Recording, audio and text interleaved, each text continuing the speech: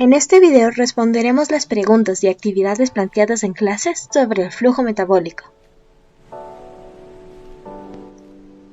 La energía libre, representada con la letra G, constituye la energía de un sistema que está disponible para un trabajo.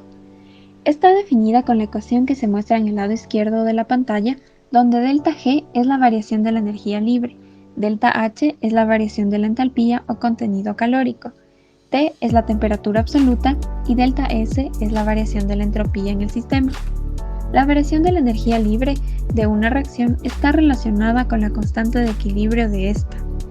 Esto se muestra en el lado derecho de la pantalla, donde los productos de la reacción están en el numerador, mientras los reactivos están en el denominador. Además, si ΔG es 0, entonces significa que el proceso está en equilibrio y no hay flujo neto en ninguna dirección de la reacción. Por otra parte, si el valor ΔG es negativo, significa que la reacción es espontánea y por lo tanto implica la liberación de energía. Esta reacción es denominada exergónica y ejemplos de ellos son la oxidación de carbohidratos, de grasas y proteínas. Por otro lado, si el valor de G es positivo, esto significa que la reacción no es espontánea, ya que requiere energía para que se dé. Un ejemplo de ello es la síntesis de los constituyentes celulares. La velocidad de reacción es una magnitud que expresa el cambio de concentración de un reactivo o producto con el tiempo.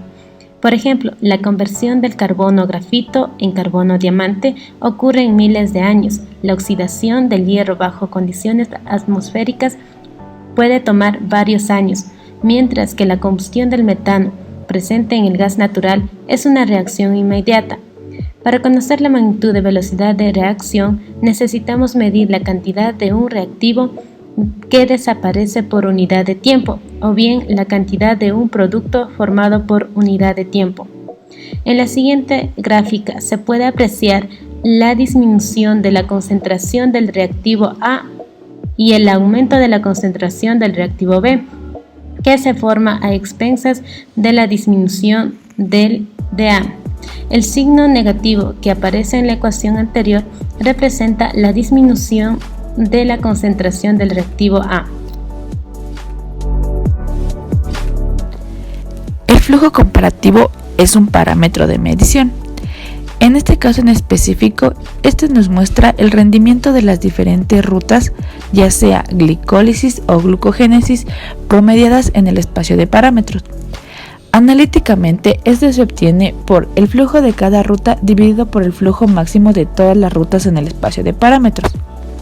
Por lo tanto, dentro de un proceso, ya sea glicólisis o glucogénesis, en este caso en específico, se puede comparar la funcionalidad entre las vías alternativas y la vía modelo, que en el caso de ambas gráficas se muestra con una flecha.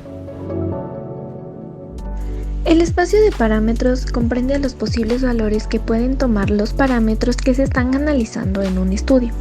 Como por ejemplo en la figura C, cada punto de color es un dato seleccionado de manera aleatoria dentro del espacio de parámetros que representa por lo tanto una ruta metabólica. Con lo cual los parámetros que son NADPI, NADH y ATP-ADP tienen valores correspondientes y a partir de esto es posible calcular el flujo de cada ruta metabólica estudiada. En cuanto a la figura 2A, se observa que la gráfica compara a dos rutas alternas de una misma ruta metabólica, lo que permite evidenciar que entre ellas se comparten pasos y la diferencia está más bien en el orden de dichos pasos. Aunque también las rutas alternas pueden incluir reacciones diferentes, tal como se observa en la reacción desenvuelta en la parte derecha de dicha gráfica.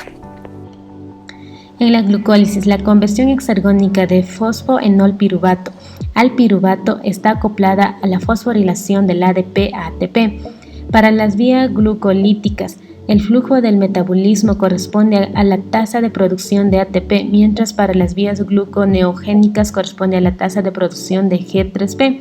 En esta investigación se desea conocer cuántas vías alternativas son factibles en condiciones fisiológicas típicas, para lo cual es requisito que vías alternativas produzcan al menos 2 ATPs por un G G3P, como las vías troncales. La glucólisis, figura 2b, que es la ruta natural troncal en negro indicada por la flecha, supera todas las vías alternativas en la región del espacio células vivas, caja roja. Esto sugiere que la vía troncal glucolítica representa una solución de flujo máximo para conversión de G3P a piruvato en condiciones intracelulares típicas. Estos resultados sugieren fuertemente que las vías naturales, que son las troncales, llevan un flujo alto en comparación con las alternativas. La figura D muestra las distintas rutas metabólicas de gluconeogénesis, término que hace referencia a la síntesis de glucosa a partir de precursores que no sean hidratos de carbono, tales como el lactato. De todas ellas, predomina solamente una, la de color rojo que se señala con la flecha. Dicha ruta corresponde a PPS, siglas que hacen referencia a ruta de fosfenol piruvato sintasa. La ruta mencionada se muestra en la siguiente figura. En ella vemos que el fosfenol piruvato se forma a partir del piruvato a través de la reacción de la fosfenol piruvato sintasa o carboxilasa, como suele también denominarse. Una vez como fosfenol piruvato, los siguientes pasos son la conversión a fructosa 1,6-difosfato, luego fructosa 6-fosfato, posteriormente a glucosa 6-fosfato, hasta que finalmente esto se convierte en glucosa. Por otra parte, el ambiente intracelular químico son las condiciones químicas dentro de una célula, que principalmente están dados por la concentración de metabolitos, tanto en el interior como en el exterior de la célula, teniendo en cuenta que la diferencia entre interior y exterior de la célula está dada por la membrana celular. De ese modo, siempre están en constante cambio las condiciones del ambiente intracelular químico. Esto es importante, ya que las diferentes concentraciones de metabolitos regulan los flujos metabólicos e influyen sobre la selección y desempeño de rutas metabólicas. Por ejemplo, de Escherichia coli se sabe que posee un pool metabólico total, es decir, un set total de metabolitos de aproximadamente 300 milimolar, cuyas concentraciones están entre los 0.1 y 100 milimolar. En caso de que las concentraciones sean menores a las recién descritas, los flujos metabólicos se desvanecen. Por otro lado, si son más altas que 100 milimolar, los flujos se ven impedidos por alteraciones en la concentración osmótica. Otros factores que determinan la elección y el desempeño de una ruta metabólica son los estados energético y redox de una célula. El estado energético particularmente hace referencia a la relación o razón entre la concentración de ATP y ADP, recordando que esta molécula se considera como la moneda energética de la célula. Por lo que, si el estado energético es alto, la célula posee una alta concentración de ATP, útil para procesos anabólicos o de construcción, donde se puede suministrar energía. Es decir, el delta G es positivo, siendo un proceso endergónico.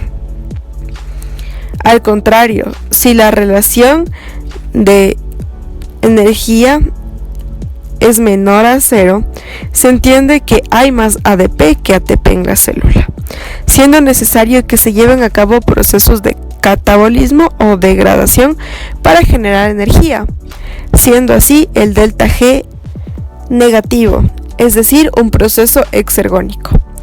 Ahora, el estado redox se refiere a la relación o razón entre NAD y NADPH. Si es alto, implica que existe más NAD que actúa como aceptor, y si es bajo, implica que hay más NADPH que actúa como donador. Entonces, así se puede entender qué tipo de reacciones habrá en base a la presencia en mayor proporción de donadores y aceptores. Los ejes de los gráficos corresponden al estado redox frente al estado energético de la célula. El cuadro rojo representa el estado fisiológico normal de dicha célula. El estado redox y el estado energético se encuentran medidos bajo parámetros de concentración de molaridad. Por lo tanto, la cantidad de ATP formado es directamente proporcional a la cantidad de intermediarios disponibles que se reducen o se oxidan, ya sea NAD, fosforilada o NADH. Como conclusión se tiene que las rutas comúnmente encontradas en los organismos vivos, ruta negra en glicólisis y ruta roja en gluconeogénesis, no son las únicas vías por las cuales se mantiene el estado fisiológico de la célula. Por ejemplo, en el caso de ciertos microorganismos, se han desarrollado diferentes vías para lograr el estado fisiológico normal de la célula.